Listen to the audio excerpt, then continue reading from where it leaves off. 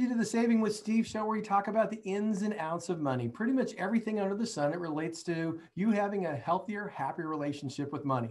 My name is Steve Sexton. I want to welcome you to the show. You know what? I want to thank you for listening, sharing it with your friends, your family.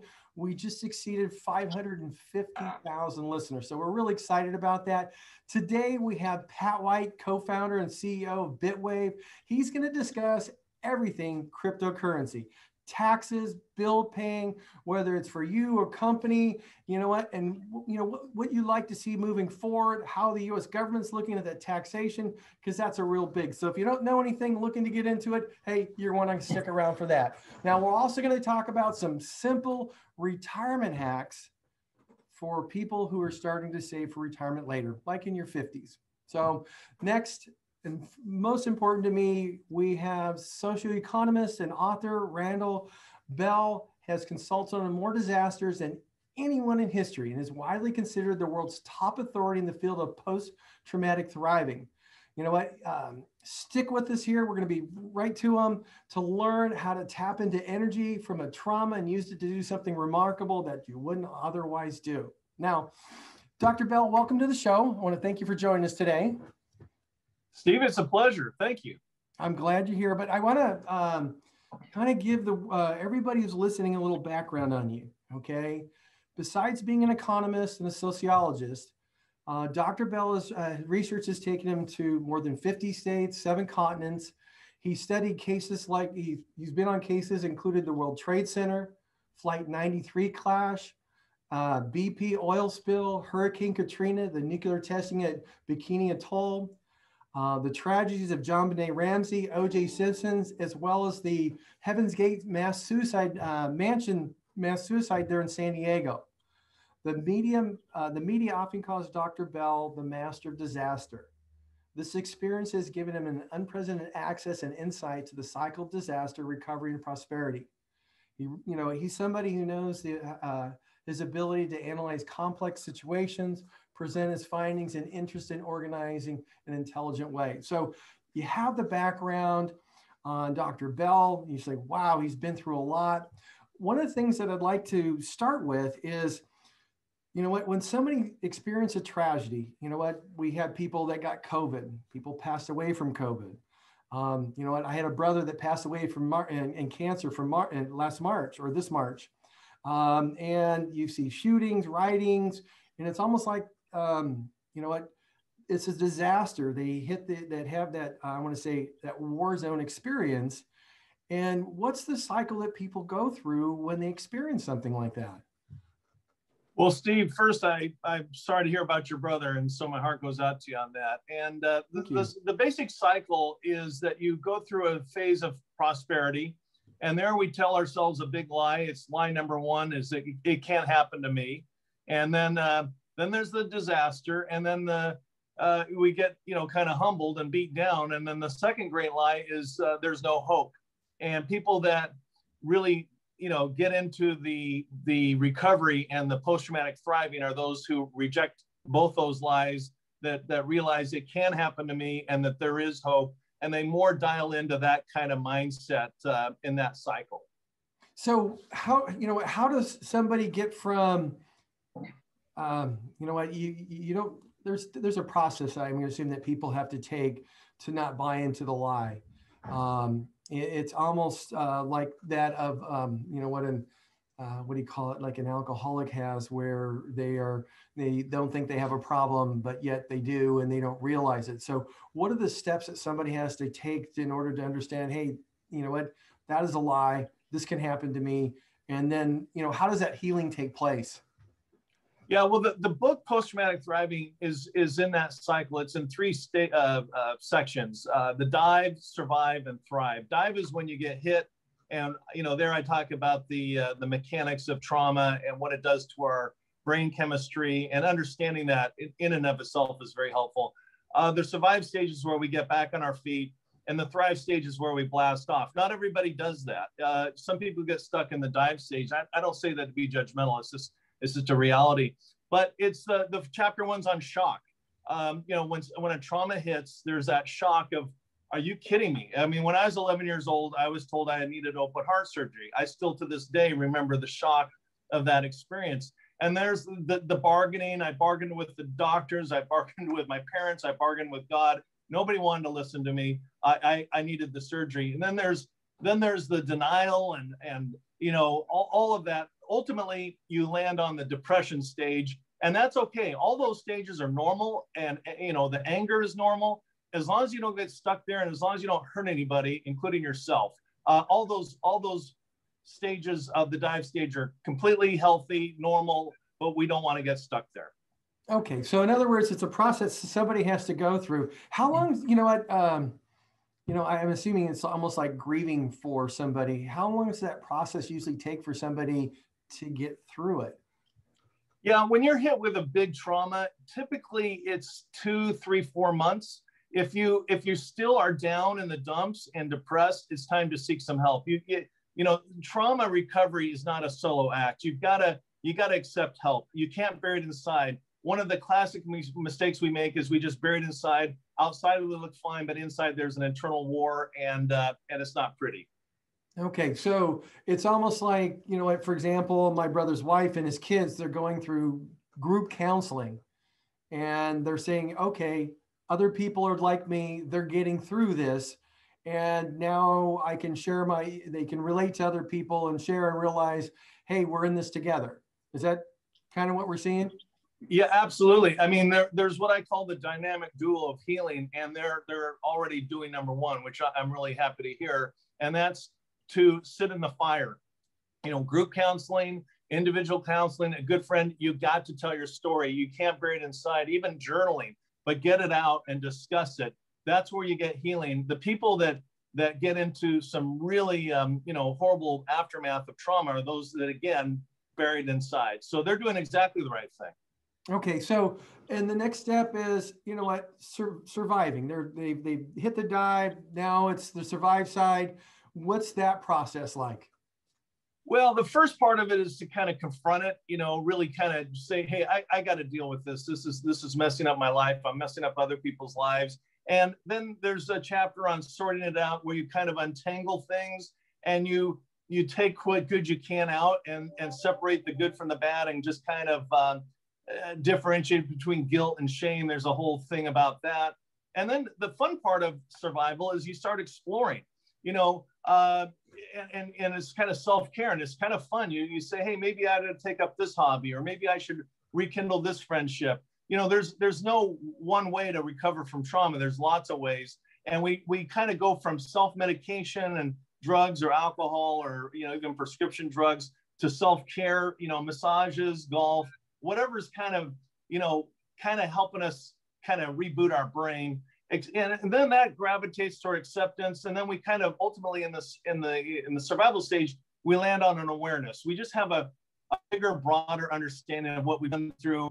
And we're kind of more mindful of our interpersonal strengths at the point. Okay, so you know what? Some people know this, some people don't.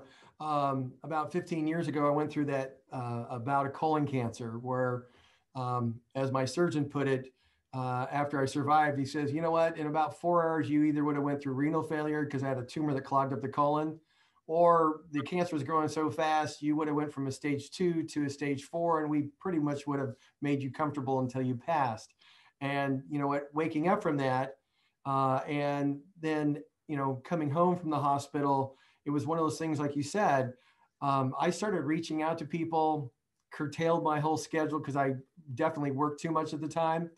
And all of a sudden, little things didn't make a difference anymore. And, you know, people that I had spent time working when I should have been connecting with them, I started doing that. And I think that's one of the things that was the best thing for me, because some people it was interesting because when I went through it, some people didn't want to talk to me because they didn't know what to say, or were embarrassed that they didn't try and talk to me to see how things were going. Is that something that people need to learn how to deal with, or just understand and accept? Or yeah, absolutely. There is this kind of awkward, you know, what do you say to someone? You know, in my own family, there's somebody in my family who's been told by the doctor she has 2 years to live. So I'm going out of my way because I've been through enough of these disasters and so forth. I'm going out of my way to talk to her, and I'm going out of my way to, hang out with her and have those uncomfortable conversations. But while they're awkward and while they're, sometimes even ugly, that's where we get healing. When we bury it inside, there's a lot of regret. Boy, I should have done this. I should have done that. But we don't want to do that. We kind of have to just kind of, sit up straight and sit in the fire and have these conversations. It's the best way to go. I was just going to say, one of my best friends growing up, I mean, geez, his mom used to blow my nose. That's how long we've known each other. He did not contact me at all and knew that I had gone through, colon cancer and all that. And it wasn't until I think it was 7-8 years later, when he found out he had testicular cancer, he called me, and I think he spent like 25 minutes just apologizing and saying he was sorry and crying and all that kind of stuff. And for me, it was just like, hey, it's okay. I made it. I'm good. But for him, it was tough, but he's actually alive now. So I'm really thankful for that. But now, when somebody gets to the thriving side of things, what's that like? What are people thinking? Hey, I've survived this, and now they're looking at thriving. Well, with the thriving, let me interject a kind of a story to bring the principles alive. Okay. I lived 2 streets away from Leo Fender, who invented the electric guitar. In fact, I happened to be in a hotel room in Nashville where I'm a guitar collector, and I've been out buying some rare guitars. And Leo had trauma. When he was 8 years old, he had his eye out with a picket fence, so he had a glass eye. And then later he had his hearing blown out with an amplifier. So he was deaf and half blind. And yet he built a $1 billion organization. And because my dad worked there, the Fender family lived 2 streets away. I really got the inside story of post-traumatic thriving from him, despite his disabilities. And one thing was, like we talked about, he only told his wife, but he told somebody about what was going on. And secondly, it's deep breathing exercises. That's the second part of the dynamic duo. That is very healing. And I see that over and over again. Leo's particular practice was he'd turn on a really hot bath and soak in it for an hour before work. And you can call it meditation, you can call it yoga, you can call it Lamaze, you can call it grounding. Doesn't really matter what you call it. But the studies out of Harvard, there's at least 22 studies out of Harvard Medical School that show that deep breathing exercises resets the brain, because when you're traumatized, you go from the human brain to the inner instinctual reptilian brain. That's where all the trauma gets recycled. I'm trying to go through a whole lot of biology here quickly, but the deep breathing exercises literally resets the brain. Very simple. That's what Leo Fender did. And that's a big part of getting into the thriving stage. Oh, that's wonderful. Hey, Dr. Bell, stick with us. We're going to be, everybody, please stick with us with more of Dr. Bell. We're going to be right back. We just got to pay some bills with some commercials. Perfect. Okay. So Cameron, I know you'll be listening to this. We'll be moving into segment 2 with Dr. Bell. Okay. Hello, welcome back to the Saving with Steve show. I truly want to thank you for tuning in, and I appreciate you letting your friends and family members know about our show. All the replays are available at www.savingwithsteve.us. If you're enjoying the stories of helpful information, insight, I encourage you to subscribe to our YouTube channel so you never miss a show. Check us out, a few of our affiliates at UK Health Radio, BBS Radio, Talk Radio New York City, E360 TV, and Las Vegas TV. All these networks are dedicated to empowering you to solve problems, uplift your spirit, and live a life of personal and financial freedom. You can always follow us at Facebook at the Saving with Steve Sexton Facebook page. You can get insider information, replays, behind the scene information. All you need to do is go to the website at savingwithsteve.us. You know what? Again, this is the Saving with Steve show. I'm talking to Dr. Randall Bell, the master of disaster. And we've been talking about deep breathing, resetting the brain. Could you kind of give us an idea how that deep breathing works? Because you know what? I think a lot of people with COVID, crime, politics, all sorts of things, they're getting traumatized one way, shape, or form. And just to be able to have a simple technique that enables them to relax, centered, and figure out how they want to show up that day could make a big difference. Yeah, sure. I'd be happy to. Right now, Steve, our brains are what our scientists call the parasympathetic nervous system. In other words, we're in a calm state. We're alive. We're alert. There's no trauma going on that we're aware of, and that's where we are. When trauma hits, and by the way, by college age, trauma will hit 66 to 85% of everyone walking the planet, and by now with COVID, maybe 100%. But when that trauma hits, our brains, our parasympathetic nervous system turns off and our sympathetic nervous system turns on. That's where we get stress. And what's going on is the brain at the base of our brain is sending a signal right above our kidneys to release adrenaline. And we get that fight, flight, freeze mode where it's kind of like the cop pulls up behind you in the rearview mirror, and all of a sudden you kind of, internally you're going, uh-oh, I'm really anxious here, or something even worse than that. And it hits us all. So what happens is when the trauma, goes off, whatever it is, that the whole memory of the event is stored in that inner reptilian brain we were talking about. And so when the doctors come, the ambulance comes, whatever happens, there's things that we're back safe. What happens is we get re-triggered, just like you hear the Vietnam vet when the car backfires, they hit the deck, because they think they associate it with gunfire. That's a nature's way of protecting us. The way we get out of that fight, flight, freeze mode, which is unhealthy when there's no real danger. It's healthy when there's real danger because it gets us to safety. But when there's no danger, we don't want to be caught in that cycle. So to get back to your question, the deep breathing, it can be as few as 6 deep breaths. But ideally, it's like 15 minutes, and you can get an app on your phone for meditation or however you want to do it. But it literally resets the brain chemistry. In the Harvard studies I referenced, they actually measured the brain growth with brain scans. So while it sounds remarkably simple, maybe too simple, the fact is it just really, really works. And that's how it works. So basically all you're really doing is you're breathing in for 10 or as much as you possibly can, and a slow, long breath outward. Is that pretty much the size of it? Or you can do that. In the book, I have 3 or 4. There's no right way as long as you're doing it. In the book, I have 3 or 4 different suggestions, but you can just close your eyes. You can, deeply breathe in and out. Some people use what's called mantra breathing. They'll say in their minds, they'll say the word so on the inhale and hum on the exhale. Some people don't like that. Some people do. There's lots of ways to do it. The bottom line, we just need to do it. That's awesome. Hey, you know what? If you're just joining us, this is the Saving with Steve show. We're talking with Dr. Randall Bell about his book, Post-Traumatic Thriving, the Art, Science, and Stories of Resilience. You want to go to Amazon. It's a 5-star book. It's a wonderful book. Now, you know what? Could you share some stories other than Mr. Fender about some everyday people that might be dealing with COVID or issues that they had when they're little? And you know what? I think a lot of people don't realize when we say, 65 to 80% of people have experienced trauma.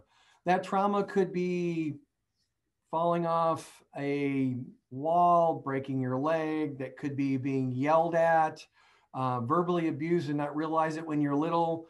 It could be witnessing a crime, witnessing somebody pass away.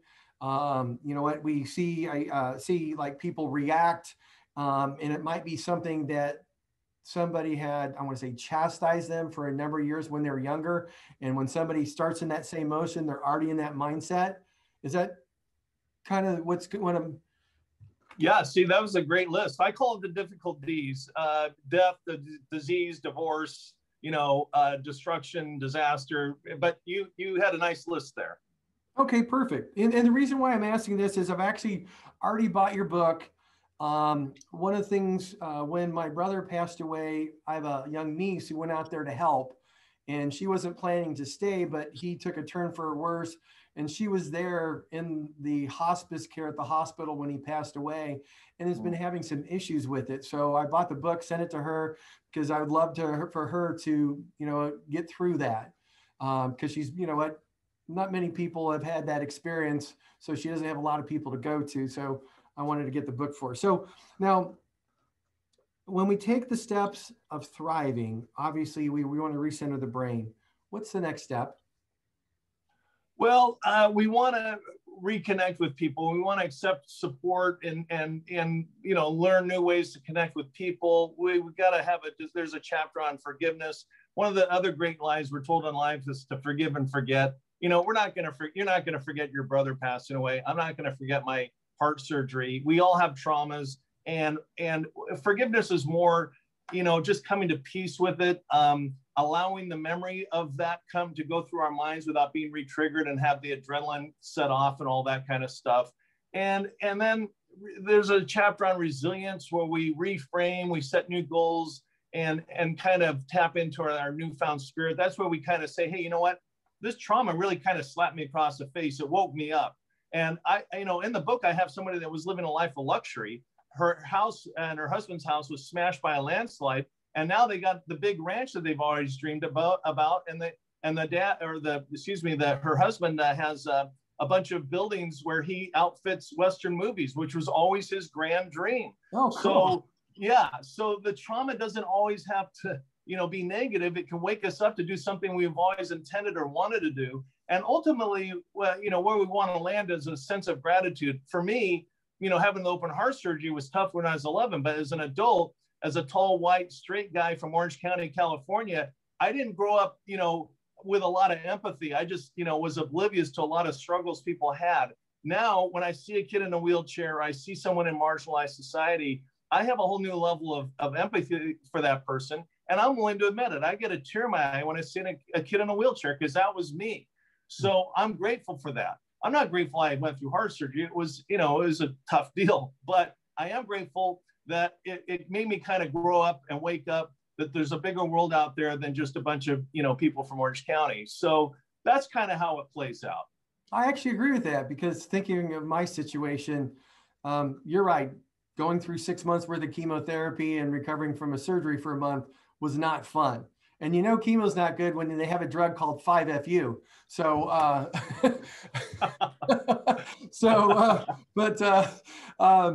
but you know what? I will say this, because I was the guy that would leave 30 minutes before my son's birthday and then drive home and always be late. Afterwards, I didn't work past 5, didn't work the weekends. I've been to every single one of my kids' games. I've been involved with every one of their events. And you know what? I am just unbelievably grateful. I'm on the upside of the grass, so to speak. So I agree with that. I think that's wonderful. I like the forgiveness part. You know what? I find that I'm just going to say, because I so identify with this, being a person who was always told, hey, you're not tall enough, not strong enough. And that was the feel behind me excelling. And I was still, I had resentment towards some of those coaches, some of those people. And the odd thing is they propelled me to success, but I was still resentful. But after cancer, I said, hey, it's just not worth it. Why should I worry about that? I got too little hair as it is, and I don't need to lose any more. So I'm just joking there, but that's I thought that was wonderful. So you know what, we have about 30 seconds. Could you tell everybody the different ways if they would like to get a hold of you for help? Go to your website, all that kind of good stuff. And I'd like to do another promo on your book. Well, thank you, Steve. Yeah, I'm at drbell.com. I'm easy to find. You just Google my name, Randall Bell, and I'll pop right up. But I love the discussion. The book's everywhere. It's on Amazon, all the bookstores. But I love this conversation. I invite everyone to check it out and get back to me. Send me an email because I love the conversation. And if there's something I'm missing in the book, let me know. It'll go in the next edition. But the conversation, trauma, and particularly childhood trauma, is the #1 problem facing mankind, or I should say humanity. And if we can make the conversation bigger, we can heal from the trauma, we can make the world better. And if we don't do that, at least we'll make our life better. So thank you, Steve. You know what? I appreciate that. I know there's a lot of people out there on the streets that are homeless. And a lot of times it's from the fact that they couldn't just deal with their traumas and they didn't learn how to survive and thrive. So I think this book is wonderful. I hope we can share it with more people. Again, Dr. Randall Bell has got a wonderful book called Post-Traumatic Thriving, The Art of Science, Stories of Resilience. It's a 5-star rating. It's in bookstores everywhere. You can get it at Amazon right now. Again, I want to thank you for joining us today, Doctor. And I hope you have a happy, healthy weekend, and maybe we'll have you back soon. You do the same, Steve. Thanks so much. I've enjoyed every second. I appreciate it. You have a good day. Bye-bye. Bye-bye.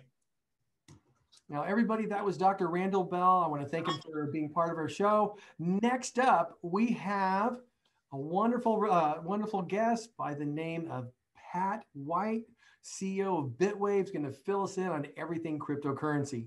So with that, I want to welcome you back. This is Steve Sexton with the Saving with Steve show. We just had Dr. Randall Bell talk about his books, Post-Traumatic Thriving, The Art of Science, Stories of Resilience. It's on Amazon, 5-star, wonderful interview. You want to go back and listen to that again, read that if you've ever been through any type of trauma. It's interesting to find out 65 to 85% of people have been impacted by at least one trauma experience, and might even 100% when it comes to COVID. Hey, learn how to dive, thrive, or survive and thrive by taking out this book or going to drbell.com. Now, right now, I want to talk a little bit about retirement hacks for late survivors, late starters. Now, again, that's retirement hacks for late starters. So if you've been grinding through life, and you now decide it's time, hey, I need to start saving for my retirement, okay? Reality is retirement planning can be stressful, especially if you feel behind. 2020, a report showed that the economic well-being of U.S. households conducted by the Federal Reserve showed that only 44% of Americans aged 45 to 59 felt their retirement savings were on track, leaving more than 50% of people feeling left behind.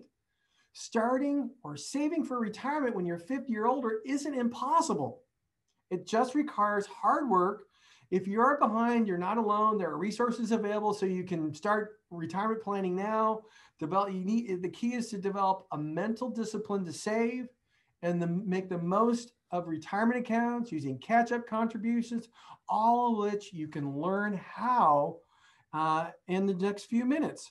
Now, we're going to go through a number of steps so you can listen to this over and over again if you missed it. First of all, you want to determine how much cash you're going to need and when you're going to retire.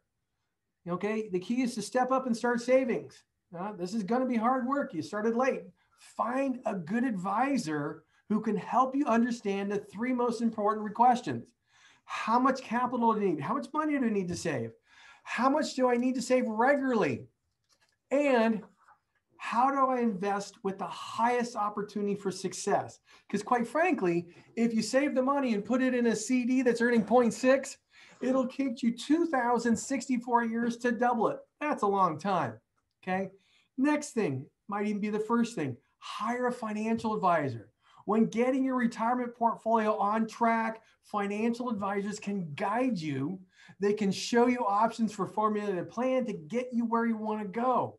So if you're an advisor, can help you consider the options regarding pensions, if you're in the state Social Security, those benefits you receive from your government, they can model the future benefits that can reasonably provide and what you should expect.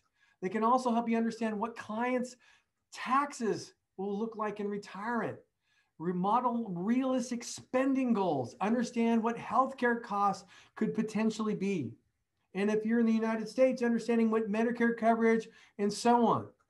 Next thing is big.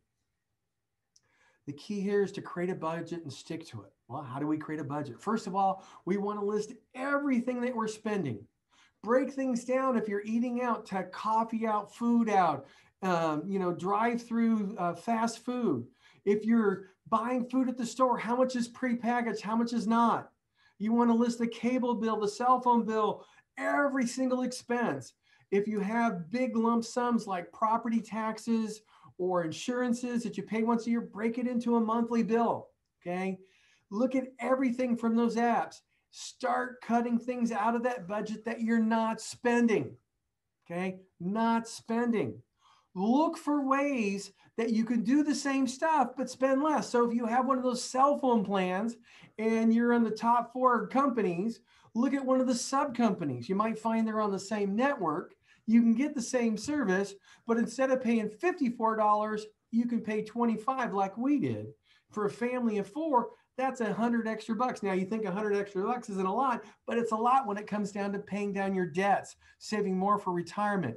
Look at your cable bills. Consider going through AT&T Live or Hulu Live or someplace like that, where instead of spending $300 a month, you can spend, say, $90, $100 a month on the internet, another 50 or 60 on Hulu Live, and buy a couple apps and save yourself another $100 a month. Look at refinancing your mortgage to bring more cash into the house. Eliminate some of the expenses that you have so you can free up money. Then you want to look at reducing your debt and paying it off as much as possible. According to Experian, average Americans have $92,727 in debt in 2020. The interest associated with debt, you know what, pulls money from your pocketbook, making it harder for you to save for retirement. The key here is this: you're better off earning an interest than paying an interest. So how do we go about paying down that debt? You want to list all your debts, lowest balance to the highest balance, the payment date, the minimum payment, the interest rate. I believe in a snowball effect. Some people believe you should start with the highest debt. I believe you should start with the lowest debt because I want to make it easy to create momentum. So what I do is I pay the minimum on every single debt, and on the smallest one, I put as much as I possibly can.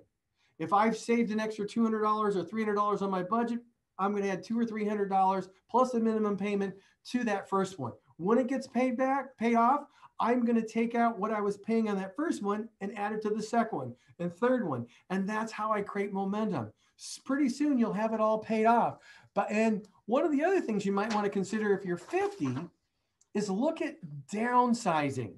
Okay.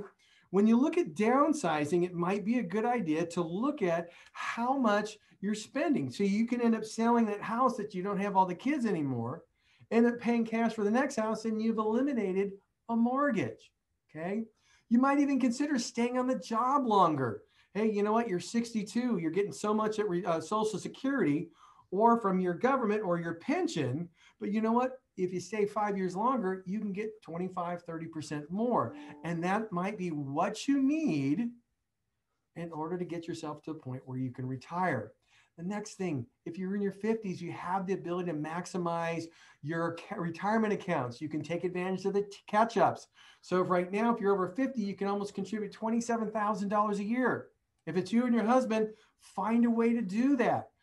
A couple of things that are cool about it is you'll pay less taxes you won't be paying any taxes on the money you contribute, and it compounds for you. You could save a lot of money. Also consider annuities. Why? Because they can create a guaranteed income that you won't outlive. Discover lost money by utilizing side hustles. There's many people who have started renting out a room. Like if you have that big house because you got 3 kids away at college, hey, consider renting out the rooms. Kids might not like it when they come back, you know what? But you can make an extra $200, $300, $400 a month, or have a side hustle. I know a lot of people who are touring individuals with English in other countries, and you know what? They're making $20, $30 an hour to do that. Now, the other thing is you want to decide when you're going to claim things like Social Security or your pension. Okay. Why? Because the longer you wait, the more you're going to get, but you got to make sure it's going to be there when you walk out on life. Now, there's some great hacks there for you to start saving for retirement if you haven't started yet. Remember, you're going to have to become a disciplined saver. You're going to have to cut things out of your budget. You're going to have a financial advisor help you with realistic goals. Now, you know what? You want to stick with this. We've got Pat White in just a moment. We'll be right back.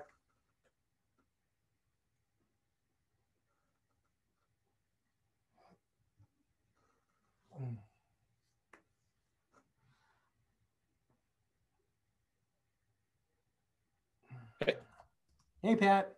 Hey, how's it going? Good. How are you doing? I can't complain. Can't complain. Well, let's see. You got the wine on the wall, the flag. That doesn't suck. Well, I've been pandemicing up in my vacation house that normally, or my family vacation house, we normally only go to over 4th of July. So booze and the flag is a classic 4th of July combination. Oh, it's not bad. That in the morning coffee cup, or that might be the wine cup. Yeah. only on Zoom calls. Only on Zoom calls. Okay. So, hey, look, we're going to run about, 10 and a half minutes per segment. I'm going to introduce you here real quick. And then we're going to, like I always like to ask how you got started. And then we talk about the questions we talked about the other day. Okay. All right. Sounds And then great. what I'm going to do is right at about 10 and a half minutes, I'm going to say, hey, we need to take a break. So hold on to that thought. We'll be right back. And you know what? We'll take about a 20-second break just so the editor can go, okay, this is where I put in the commercials and everything. Okay. Perfect.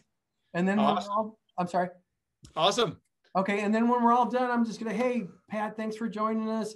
How can we get a hold of you at Bitwave? And you can go through that information, and I'm going to say, hey, hope everything's happy and healthy for you. And I'll thank you for being with us today. And I'll kind of wave, and you can just, leave the Zoom call. All right. All right. Perfect. Now, your PR person will receive a copy of the recording. It's the raw Okay. recording. You can chop it up any way you like.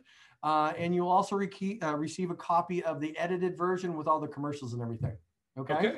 Perfect. So I'm just I'm going in do not disturb right now and shutting everything down, so we have a peaceful call with no Slack. Okay. No Slack notifications. Oh, okay. All set. It's good to be a technology guy, but I'm not that. So, hello, I want to welcome you back to the show. I want to thank you for joining us. I appreciate you sharing us with your friends, family, and associates. This is Steve Sexton with the Saving with Steve show. I'd like to introduce you to Pat White. He's co-founder and CEO of Bitwave. And you know what? I just want to kind of read this real quick. You know, millions of Americans simultaneously are buying more cryptocurrency. Okay. And while trying to file our taxes, we're facing new phenomena with the IRS, the SEC, and how to declare a crypto account asset, especially at how it's scaled. And more investors pile into cryptocurrencies. Regulators have not kept pace with the guidance on how to invest in these assets. And it's typically true for most companies.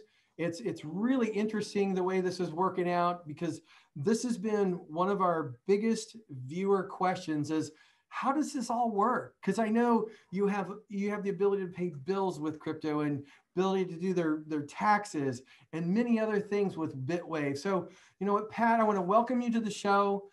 Thanks for being here.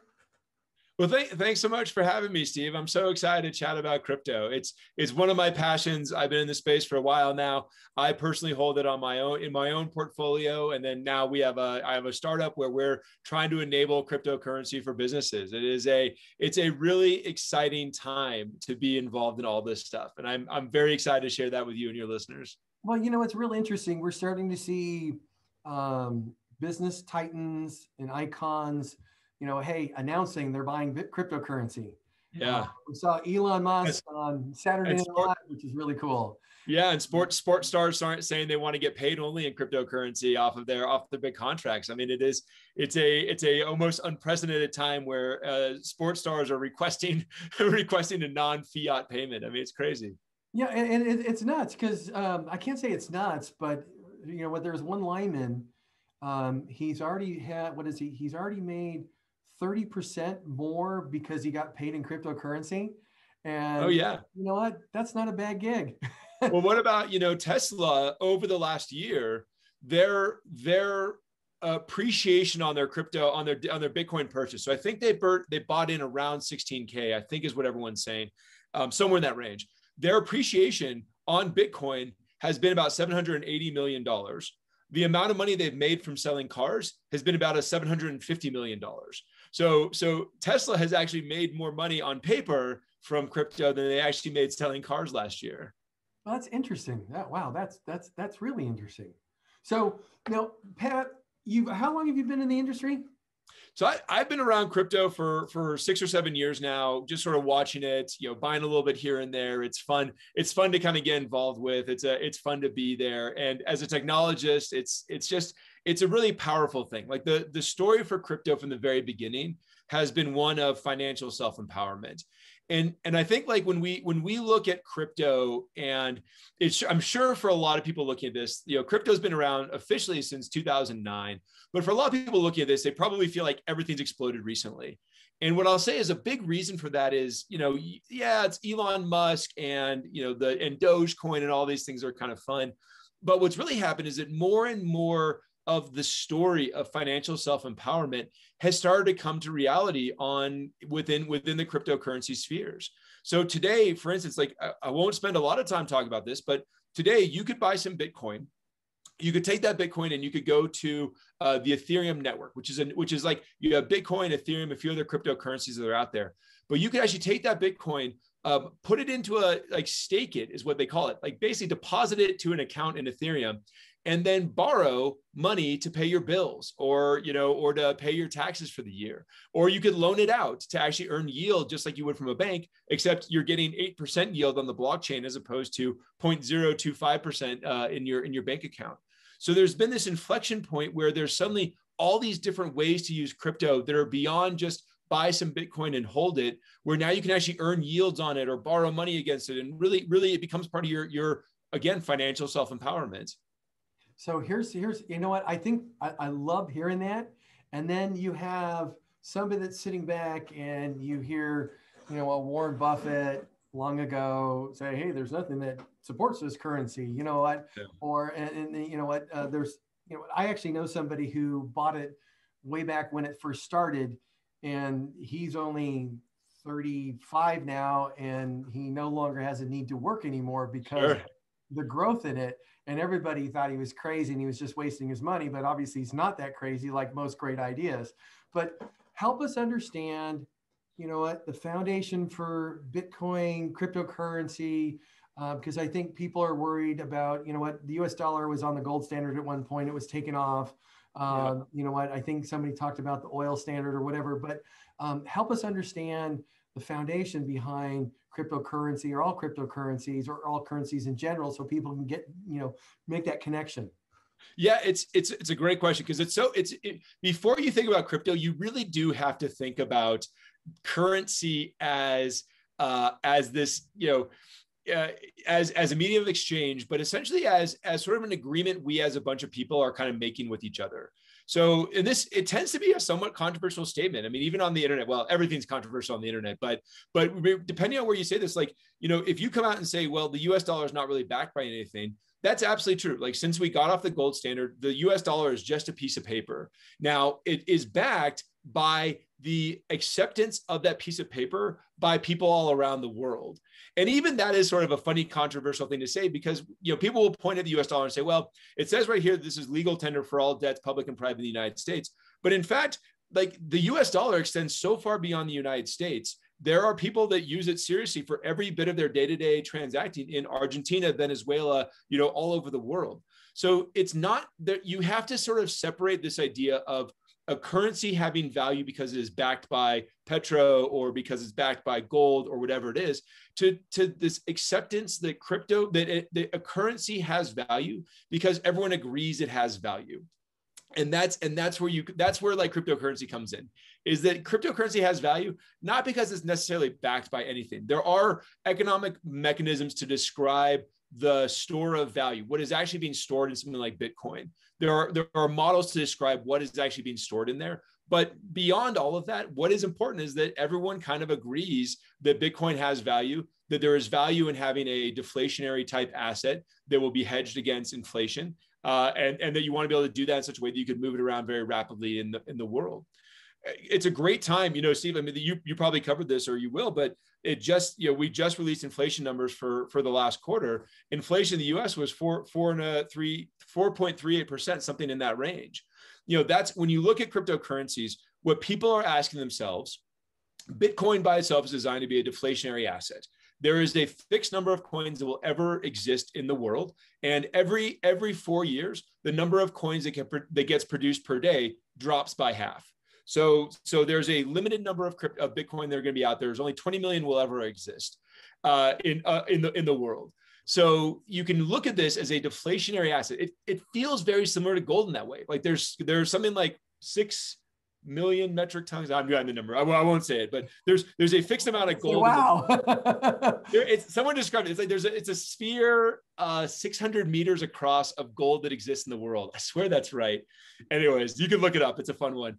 And so in the same way that there's a fixed amount of gold that will be in the world until we start mining asteroids, there's a fixed amount of Bitcoin. So the value comes from saying, hey, the price of Bitcoin versus the US dollar.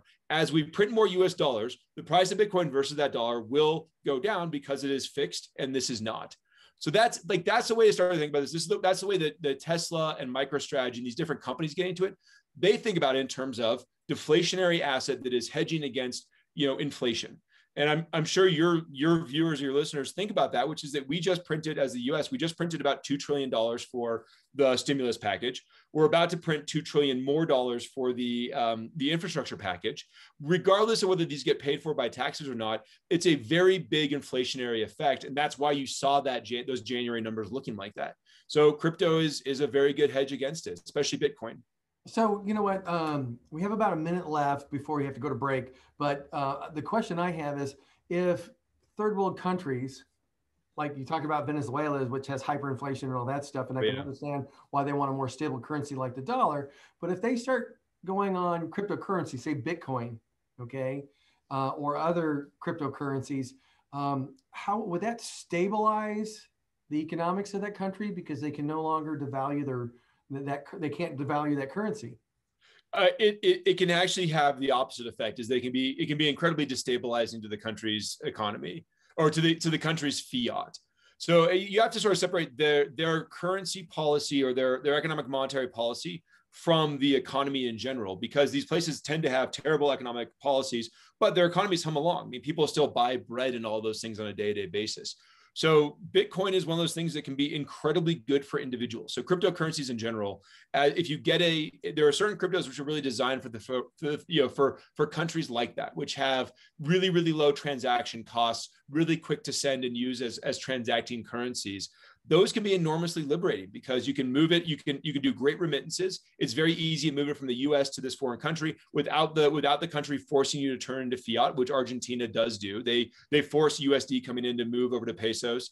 So you can do it without the government getting involved. And then it ends up being hedged against that. And in fact, the more people want to dump their country's fiat, the more you will see the coin actually get picked up. So countries move to kind of make it illegal, but that's very difficult to do with something that's totally peer-to-peer. I think what we're going to see in the next couple of years is the first instance of a country actually moving over to a cryptocurrency dollar standard. So moving off of their own fiat to a cryptocurrency dollar standard. Matt, I'm going to hold you right there. We have to take a break. That's wonderful. Hey, everybody, we're talking cryptocurrency with CEO Pat White here at Bitwave. So stick with us. We're going to be right back. We're going to be talking about taxes and all sorts of things. This is wonderful.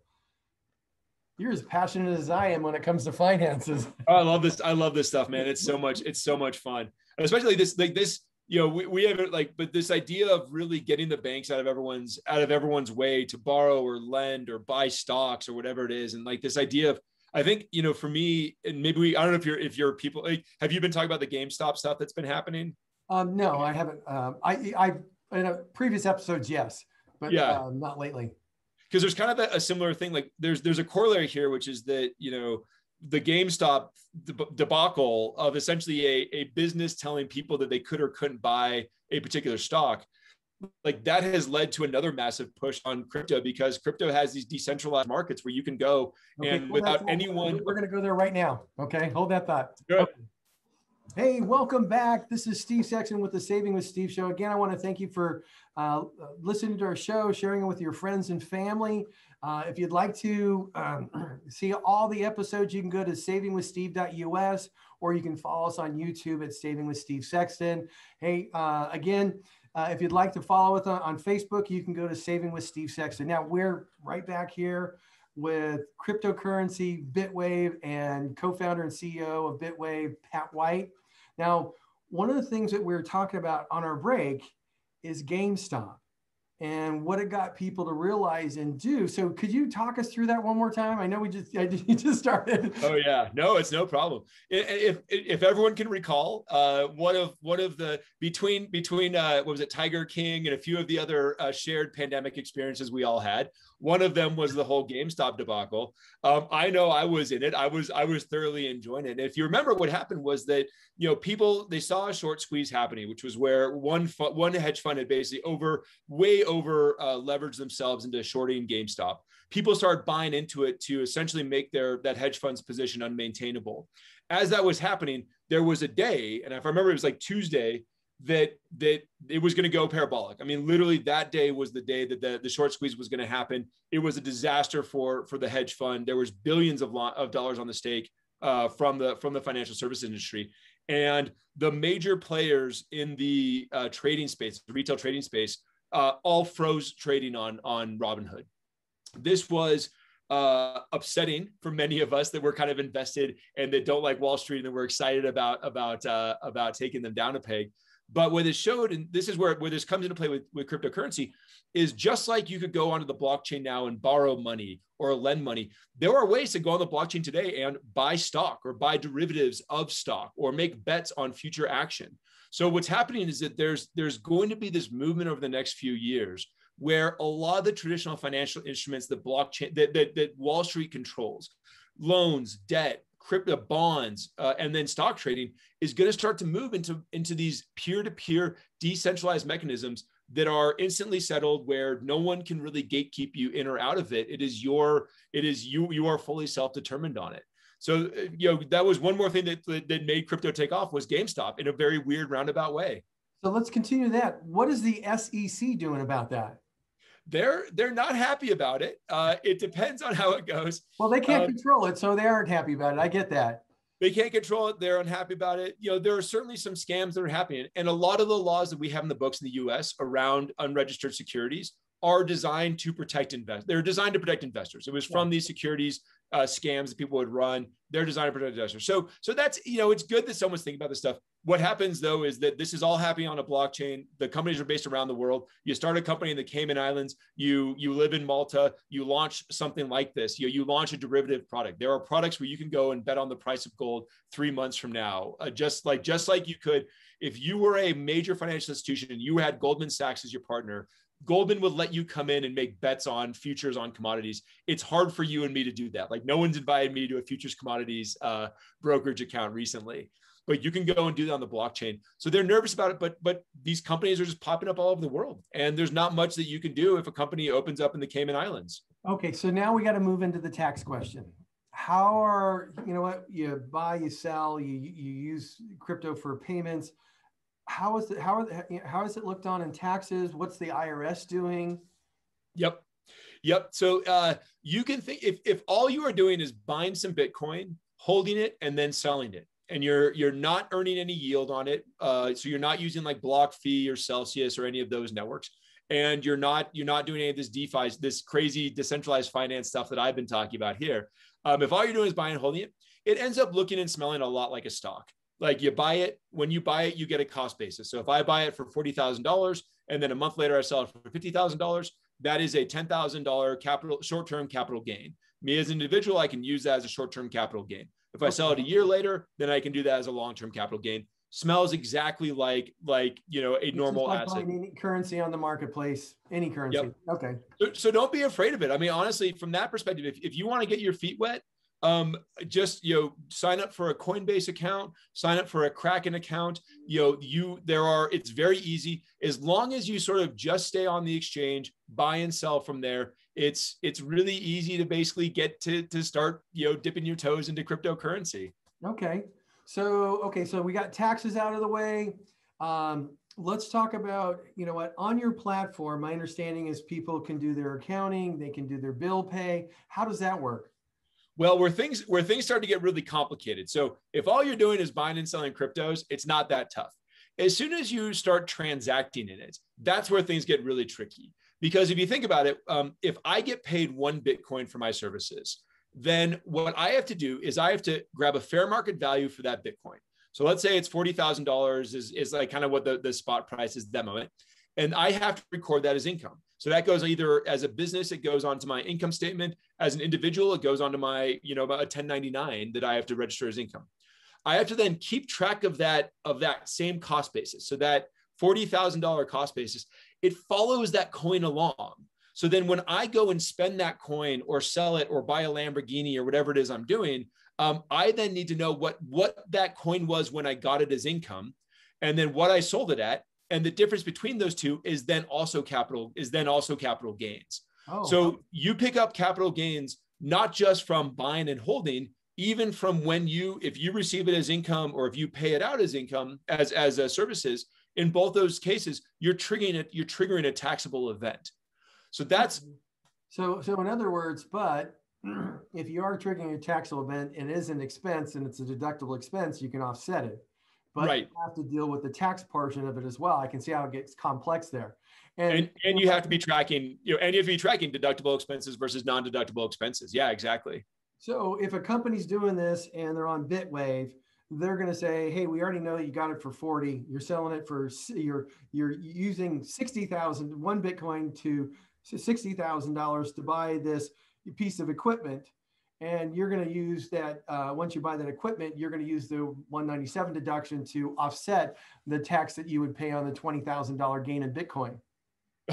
Or you have to pick it up as a capital gain expense and then depreciate the asset. There are different ways you're going to handle that on your side. So I'm just trying to make a simple example for people who are listening. Okay. Yep. So now that's the bookkeeping, that's the billing, that's the taxes. So let's start talking about the future of cryptocurrency. Yeah. It is really exciting. So what we're seeing more and more is people are taking a small amount of their net worth, and that whether that be businesses looking at their treasury or individuals looking at their own assets, and they're taking a small amount of it and they're putting it towards cryptocurrency. And I like to think of it as this, it's sort of like crypto tends to be a bit of a black hole in a good way. Like it sucks you in, and it doesn't, like once you start down the path, forever will it dominate your destiny. It's one of those things where it really sound like an addiction there. drop the Star Wars line in there also. It starts to pull you in. So what people do is they'll get in with Bitcoin, and they'll do it because they're worried about inflation, just like they would buy stock, oil stocks or anything else that's out there. They buy it as a hedge in inflation, and they hold on to it there. What you can then do is you can then take that to a platform like BlockFi or Celsius. You deposit it there and you start earning, 3, 4, 5, 6% interest on that. And that's you now have an asset that you're holding as an inflationary asset, but you're also earning a yield on it. At some point, then those platforms are using your dollars to lend to somebody else. They are doing different things behind the scenes. They're taking your Bitcoin. They hold it on their balance sheet as a Bitcoin. So from my perspective, it just looks like a deposit into a bank account, but then they go and do a bunch of stuff behind the scenes, put their money to work, loan it out, do this DeFi stuff. And then they're earning the yield on that they then bring back to me after they take a little bit of a cut. Okay, great. Yeah. So you can do that. And that's, and then that's the next step. And then once you get a little bit more sophisticated, then you can start playing around with Ethereum and all this other decentralized finance where you can actually borrow money against it. If you need to cover medical expenses and you have, $10,000 of Bitcoin, you can borrow $6,000 in cash against that to basically go and pay your expenses and then repay it over the line, all without getting any banker involved, all without getting any individual involved. I mean, you could just go and do this completely by yourself on the blockchain today.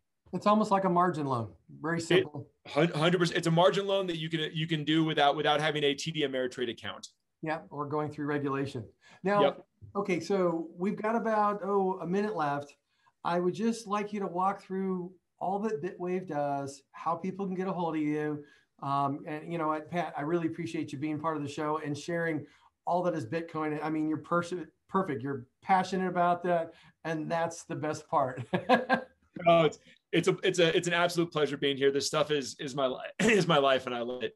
Bitwave, we are bringing digital assets to businesses and enterprises. So if you have a business and you're interested in taking digital assets as payment or paying your employees, we see a lot of people who want to just pay bonuses as a fun thing to their employees in digital assets. We can support that. We're at www.bitwave.io or at Bitwave Platform on Twitter, or you can follow me at Pat White on Twitter. We would love to have you. We're always looking for businesses that want to start using crypto. That's what we do. Pat, I want to thank you so much for being here. This has been wonderful. It's a joy to talk with you because you're so passionate about it. It's actually easy. I probably have to catch you up, but this is great. It's hard for you to get a word in edgewise. No, that's actually perfect because this is what people driving around want to know about crypto. And many people are considering, hey, how can I do better for my business? So if we buy it through our business and use it to pay bills, it could be a benefit for us. In fact, I have a farmer client that has a tremendous amount of Bitcoin, and he's actually using it to purchase equipment and all sorts of things. And he thinks it's the best thing since sliced bread because it's going very well for him.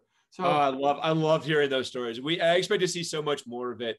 It really is going to change the face of finance. So for someone who deals with finance every day, I mean, it's a real game changer. That's right now the giant's kind of waking up finally. Well, so you know what? I'll just say this. Thank you so much for being here. This has been wonderful for our listeners as well as for me. I wish you all the best. I'd like to circle around in a few months and see how things are going. That's absolutely. Okay. And with always that, happy to chat. With that, I'm going to let you go. Be happy, be healthy, and we'll see you soon. Thanks so much, Steve. All righty. Bye-bye. Everybody, that was Pat White, CEO and co-founder of Bitwave, just filling us in on cryptocurrency, what's going to happen, taxes, SEC, the whole shot. Hey, again, I want to thank you for joining us today. We had Dr. Randall Bell discuss his book, Post-Traumatic Thriving, the Art of Science, Stories of Resilience. Again, you can get it on Amazon. It's a 5-star. If anybody's been through trauma, wonderful book to have. Secondly, we talked about retirement hacks for late starters. Hey, if you're 50 years old, don't have enough saved or don't feel you have enough saved for retirement, hey, listen to that. Help you get on track. Find a good financial advisor. Make sure you understand how much to save, reducing expenses, the whole shot. And then we had Pat White, CEO of Bitwave, talk to us about everything cryptocurrency. I want to thank you for joining us. We'll see you next week. Bye-bye.